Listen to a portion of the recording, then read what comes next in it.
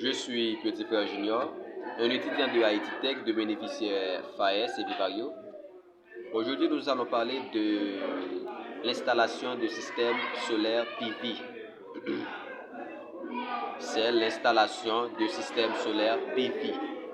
Eh bien, dans ce système, il y a des composants du système solaire. Dans ce système solaire, les composants du système solaire, on a batterie, inverteur, panneau solaire, PV, et puis on a régulateur. Bon, on a trois types de systèmes. On a un système qu'on appelle système off-grid. On a une deuxième système qu'on appelle système on-grid ou grid time. Et puis on a un troisième système qu'on appelle hybrid. Eh bien, maintenant, nous allons parler de la technologie du système solaire PV. Dans ce système, on a l'origine, historicité des panneaux solaires, description, et puis composition du module. Et puis on a la typologie. Et maintenant, nous allons voir les trois types de cellules. On a cellules polycristallines. Deuxièmement, on a cellules monocristallines. Et puis, troisième cellule, on a cellules amorphes. Maintenant, je vais vous détailler tous ces systèmes. Ok. Bon. Je vous ai déjà dit, il y a trois types de systèmes. C'est système off-grid. Deuxièmement, système on-grid ou grid time. Et puis, on a un troisième système qu'on appelle système hybrid. Bon.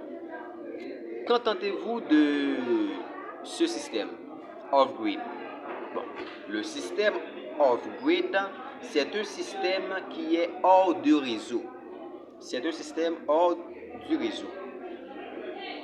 Comment expliquer hors du réseau?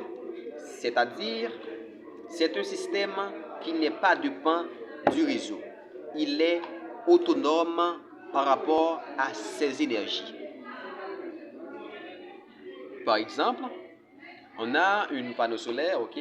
C'est-à-dire, on installe le panneau solaire sous la maison, et puis on va prendre le nœud et le phase, on va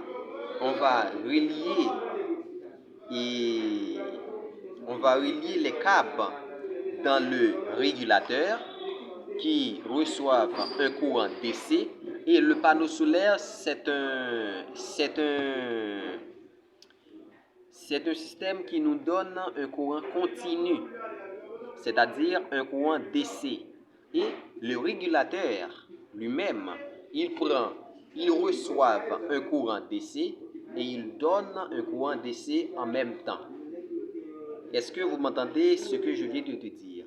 Et bien maintenant, le régulateur reçoit un courant DC et il donne un courant DC. Eh bien, ce courant il donne là va relier directement dans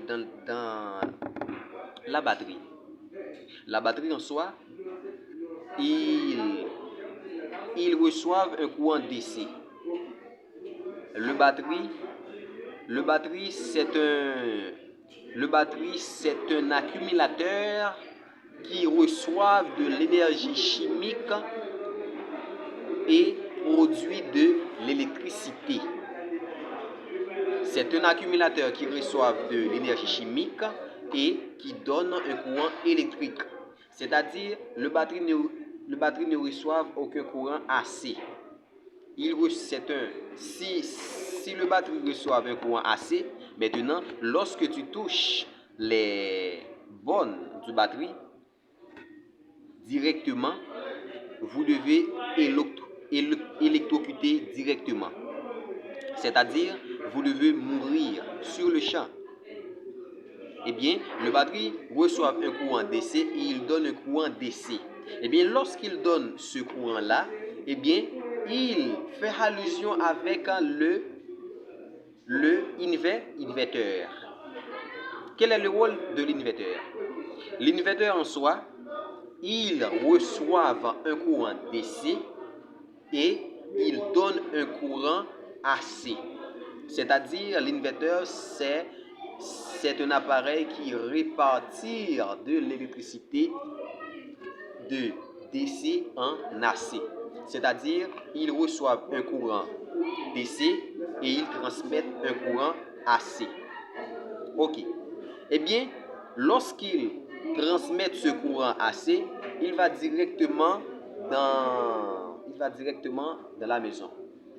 D'accord?